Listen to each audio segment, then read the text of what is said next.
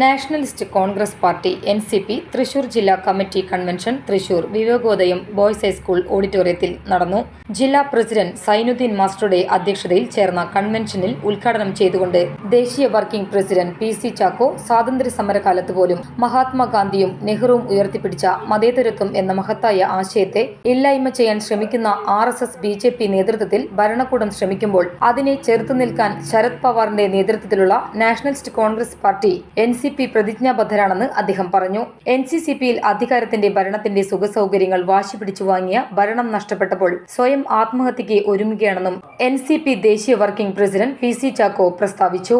തൃശൂർ ജില്ലാ കൺവെൻഷനിൽ പുതിയ സംസ്ഥാന പ്രസിഡന്റ് അഡ്വക്കേറ്റ് PM സുരേഷ് ബാബുവിന്റെ സ്വീകരണ പരിപാടി ഉദ്ഘാടനം ചെയ്യുകയായിരുന്നു അദ്ദേഹം. മുഖ്യപ്രഭാഷണം അഡ്വക്കേറ്റ് PM സുരേഷ് ബാബു നടത്തി.